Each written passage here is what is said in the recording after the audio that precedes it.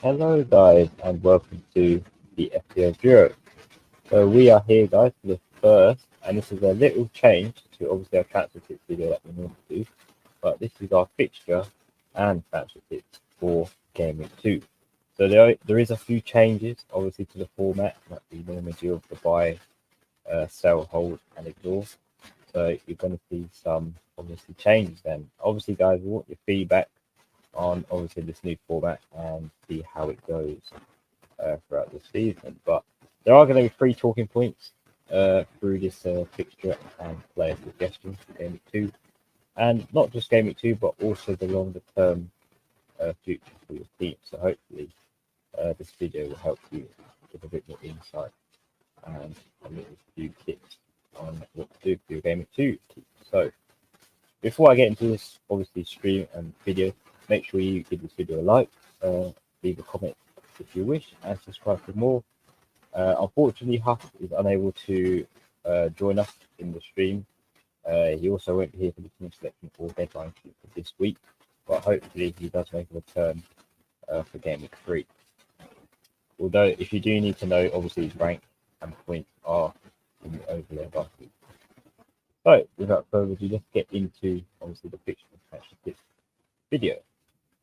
So obviously let's begin with the first part of this fixture and player suggestions for Game Week 2, and that is the fixtures that we think you should target. So obviously these are the fixtures we think you should target for Game Week 2, and we've decided to choose 3 teams with arguably the best fixtures. So as you can see on the screen, there's 3 obviously teams that we picked to target. Obviously, there's Man City, who have Ipswich at home for Game Week 2. Below that, we have Liverpool, who has Brentford at home for their fixture in Game Week 2. And finally, we get Fulham, who have Leicester at home. Sorry.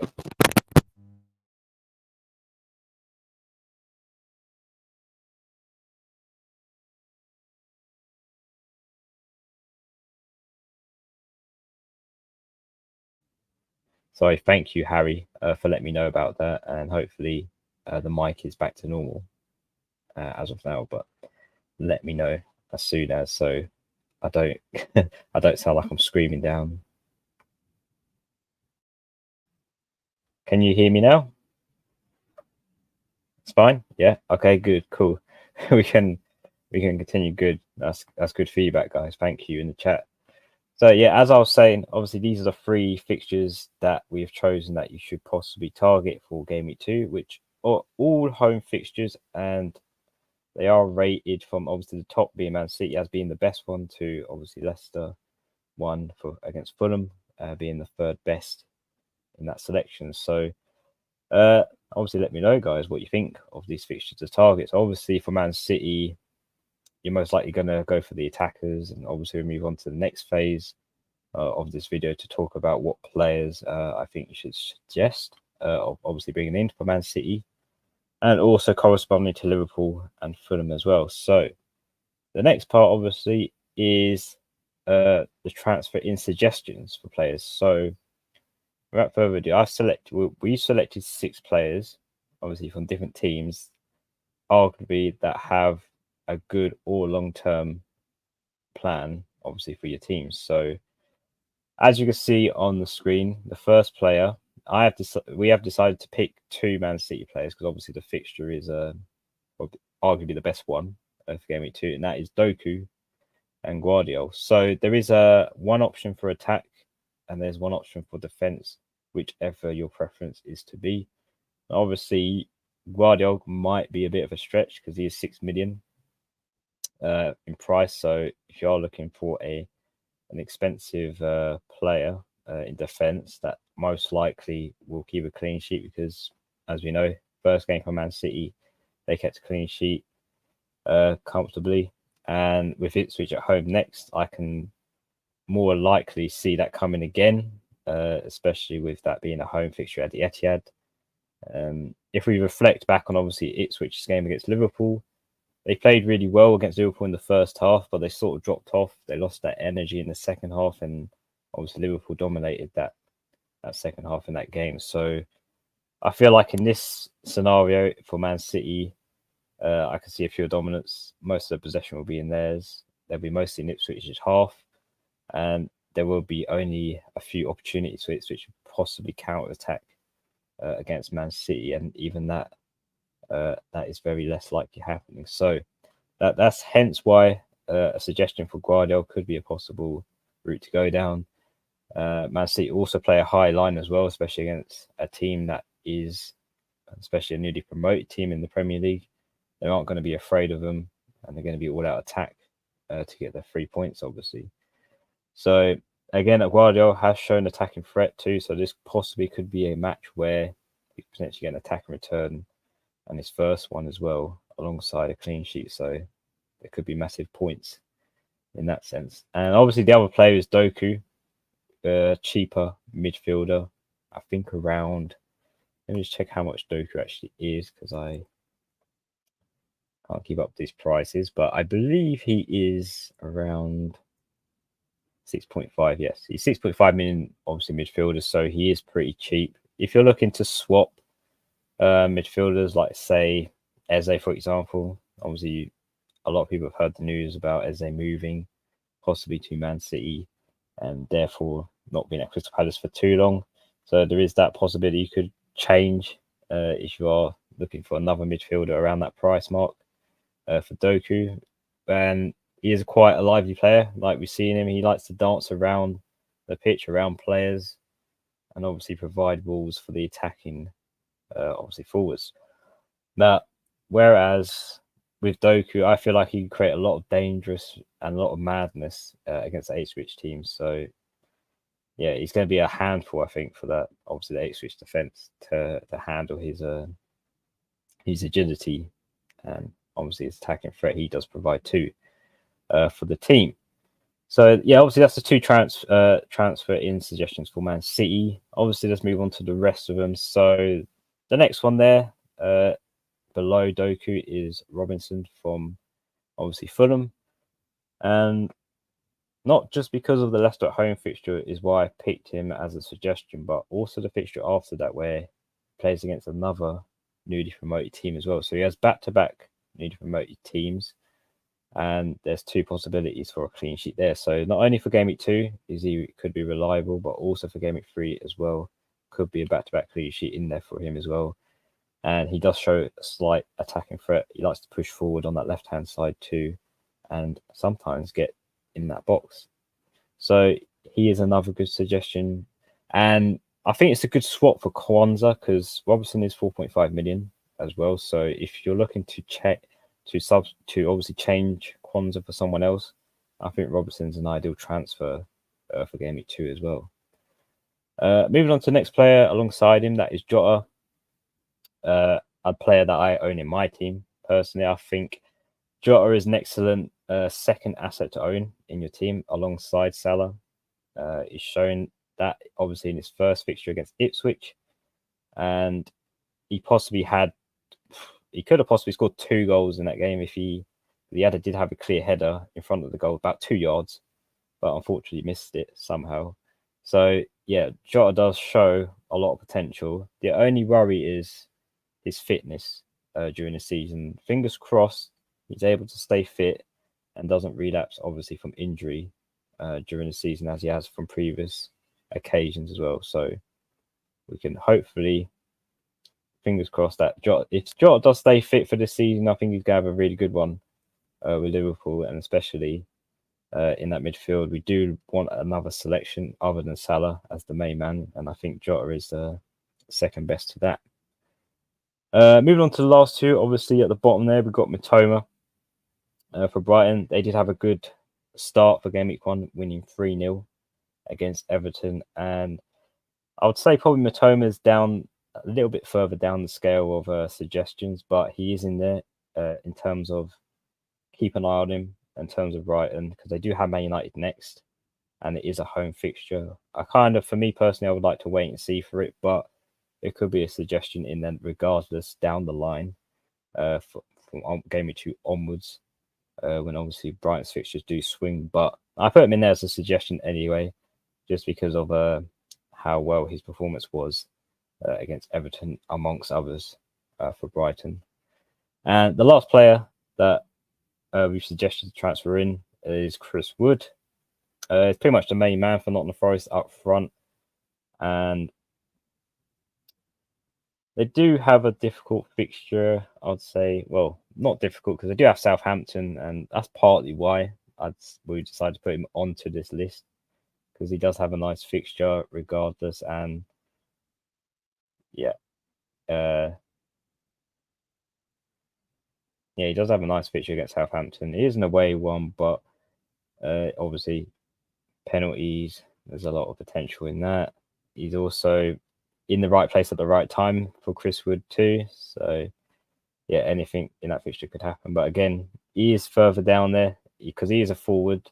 It's a bit hard to fit in, obviously, potential forwards, unless, because there is a lot of transfers out for Watkins. There's possible switches there in positioning, because obviously Watkins has Arsenal up next. Personally, I wouldn't want to sell Watkins, but if you're looking to go a bit different, Chris Wood could be the way to go, maybe as a first striker in your team, if you're looking to rotate from, let's say, a 5-3-2 to a 4-4-2.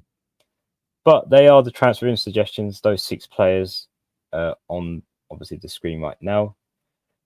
And to the final part, obviously, of these suggestions is obviously the easiest fixtures from game week 2 to game week 4. So just a little credit from obviously Fantasy Football Hub, because this is a graphic from their website. So obviously credit them for the nice colorful graphic you see on the screen. So as you can see, these are the top 9 teams in terms of easy to difficult fixtures from top to bottom, and Fulham being the easiest, and Wolves obviously being more challenging. So yeah, as you can see, Fulham have got Leicester. Then, as I said, they play Ipswich. So potential there for obviously Fulham assets like Robertson, or maybe if you're looking for an attacking threat player like a Menez or potentially Andreas, you've got options there. And I think the next 3 from game week 2 to 4 is looking pretty good for Fulham. The same with obviously Man City, hence why we've picked 2 players from there. They got Ipswich, very big fixture. I think a lot of people are going to bring in Man City assets if you haven't got any already. And obviously they have West Ham, who have struggled. Partly struggled for their first game against Aston Villa. And then obviously you've got Brentford after that too. So not so much bad fixtures there. 2 own fixtures, which look like clean sheets. If you do have a Man City player or if you don't, you can obviously bring one in and possibly get 2 clean sheets from that. And as it goes further down, obviously Liverpool, they're 4th in terms of easiest fixtures in the next 3. So Brentford at home, Man United away a bit more difficult, and then obviously Nottingham Forest at home. It changes a little bit for them. But again, 2 own fixtures at the Anfield. At Anfield, obviously Brentford at home and Nottingham Forest.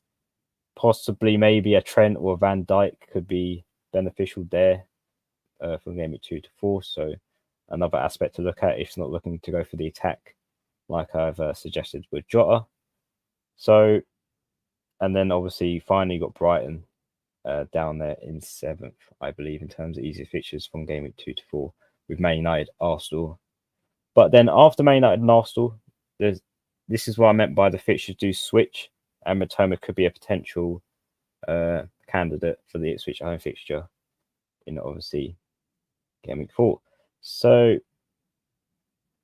there you go, guys. Hopefully this is a little bit improvement from obviously our other transfer tip video, and obviously these suggestions have helped out with your picks. But obviously before we finish this video, I will read out a few of your comments and see what you think, what you suggest as well. So first comment we got is from I hope I pronounce this right, Nishan. Thoughts on Haaland triple captain? Personally, I like to wait for a double game week to use any chips like a triple captain, but for a single game week, when Harden has Ipswich, it is tempting to use it because you feel like Harden could possibly get a hat trick or even more from that game. As like I said, Man City are going to be pretty dominant.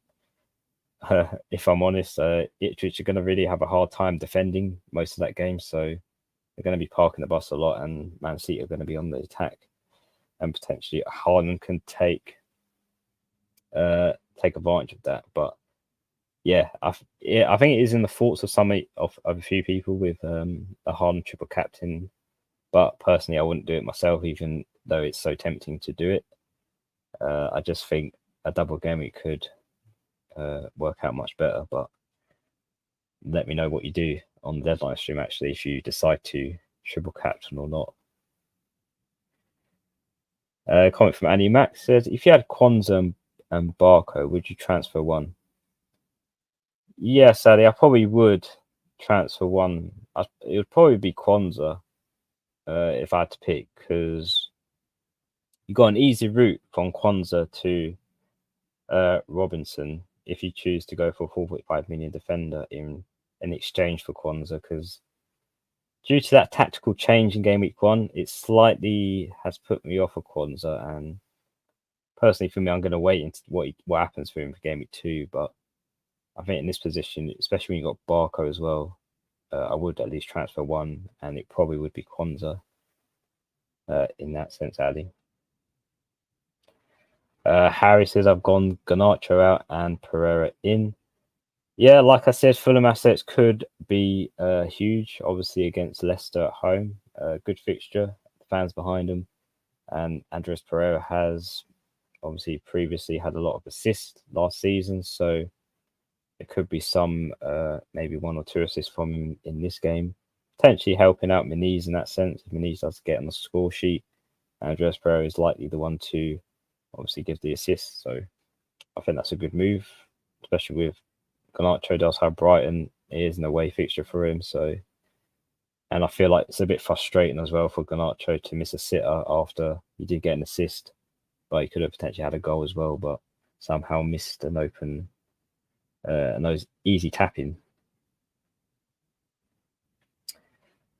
And Barco is most likely gone on loan to Sevilla. Yeah, there's that as well. Possibly he could move to, well, not move, but go on loan there, so he wouldn't be available for the season for the Premier League. So yeah, it's a difficult decision. I mean, do you go with the one where Kwanzaa might not play 60 minutes, but play some minutes, but miss out on the clean sheet, or do you go for Barco, who will most likely go on loan to Sevilla? I think still go with Kwanzaa, because that is a minutes risk, and the Barco one is yet to obviously happen. So yeah, I think my priority will still be Kwanzaa.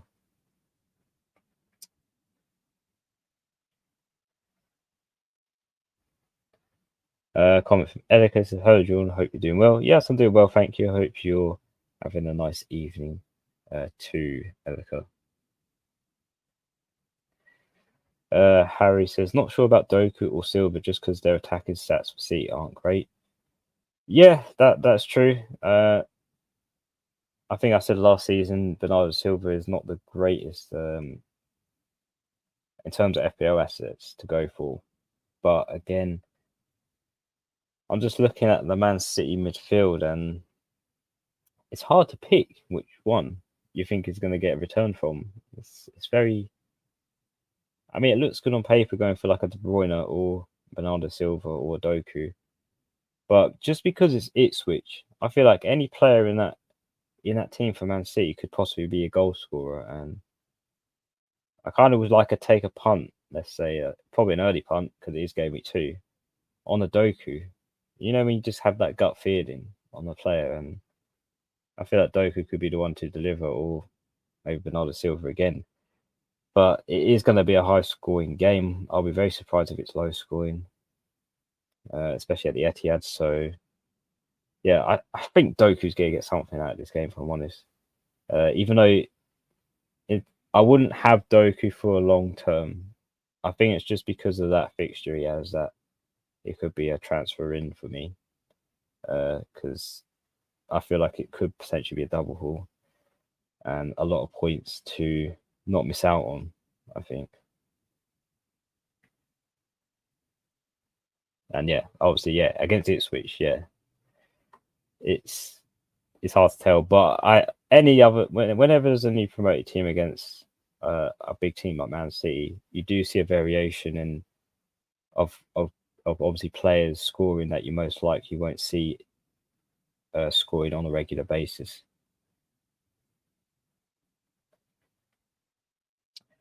A comment from Ray says, "Do you think Castagna will start?" I will. I think I'll answer this question nearer the time of the deadline stream, Ray, because obviously this is a fixture and transfer tips video. So I think nearer the time, I think a bit more a bit more nailed on whether he starts or not nearer the time. I suppose, especially with the team news as well. In that sense, but yeah, bring that question back, Ray, during the deadline stream if you possibly can, or even in the team selection tomorrow. Comment from Patrick says, "Have Porro, Trent, Saliba, Barker, Johnson from Ipswich at the back. With doing Porro to Robertson, if Porro is out, or play Johnson away at City."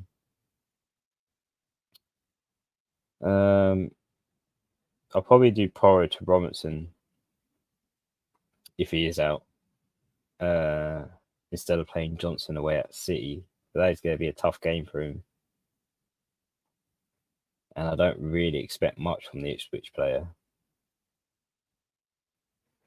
So yeah, I'll probably do Porro to Robertson if the worst case Porro is out of that Spurs game. Erica says, "If Doku was a regular starter, would pick him for sure. Can't trust Pep Roulette though." Yeah, there is that as well. Pep Roulette. We all know about the midfield likes to be switched in and out a lot of times. Despite that, I think Doku will start against Ipswich.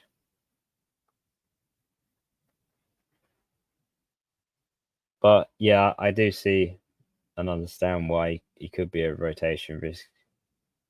I think early on in the season, I think he should be okay for the Ipswich game. But hopefully I'm right on that. But yeah, if he was a regular starter, that would be helpful. But that's the thing with Man City midfielders; they're so obviously there's that rotation risk all the time with him, and you never know when Pep Roulette's going to take action. And it's always when we bring in the Man City players that it happens. Harry says Southampton could be tricky. I have Wood and Gibbs White, but I'll give White a few more weeks. If he blanks, then goodbye. Yeah, I mean, if a player obviously is blanked in Gameweek 1, and you do expect them to obviously get a return from that nice fixture, then I wouldn't rule them out yet. I'll still give him a few more weeks, like you said, Harry. Give him a few more weeks, see what he can do, and if there isn't any returns from there, then yeah, you'd want to transfer that player out. But I feel like it's the start of the season. The players are still getting into the rhythm of things, and yeah, the teams are just working on the chemistry a bit. So I think Game Week 2 will be a bit more refreshed in that sense. But yeah, Southampton could be tricky. I mean, Newcastle had a bit of a tricky moment with them with the red card and whatnot, with the obviously the tension between the teams. But yeah, I think Nottingham Forest can do the business there at Southampton. Especially Wood and Gibbs White could have a good game. Even Alanga too. Those three would be ones to watch.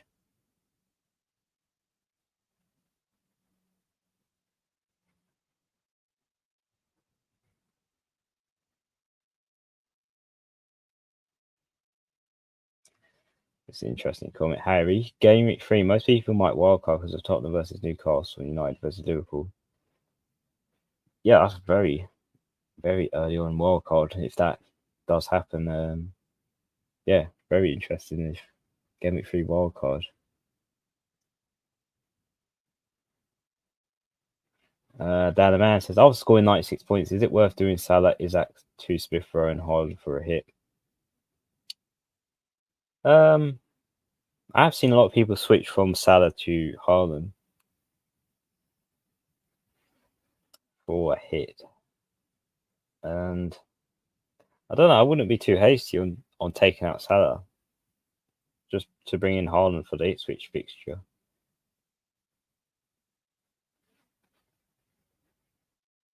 Yeah, so especially after scoring 96 points, I think, yeah, you could afford to have a hit, if I'm honest, with that amount of points you've earned.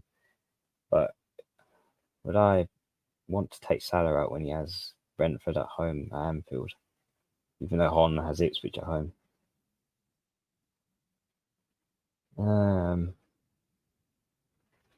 I think it is worth it if you captain, obviously, Haaland, or you obviously will captain Haaland for that hit to make up for it. So yeah, I think in that sense, even though I wouldn't want to take Salah out and Isaac, I think it is still worth it with the Smith Rowe and Haaland move for a hit, and with Haaland captain. But I don't think I'd personally do it myself.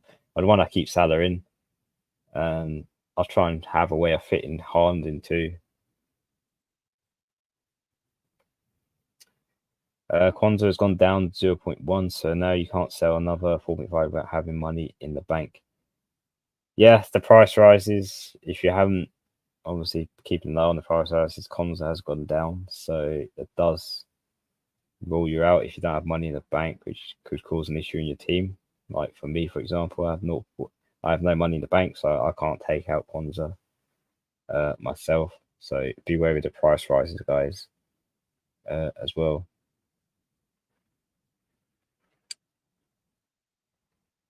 In terms of your questions, guys, I'll probably will answer that in the team selection and obviously deadline stream videos as well, because obviously this is about fixture and player suggestions for Gameweek 2.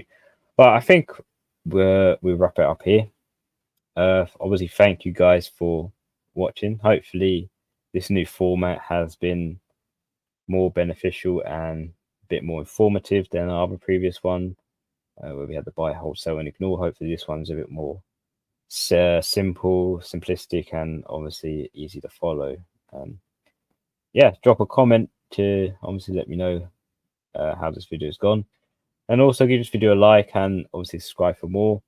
There's plenty of obviously fantasy football content to come, with the team selection tomorrow, followed by the deadline stream on Saturday as well. But I think we'll wrap it here, guys, in terms of this video. Thank you for watching. It's always appreciated with your support, and obviously I will be back tomorrow for the team selection. So until then, guys, thank you for watching. Take care, and obviously see you tomorrow.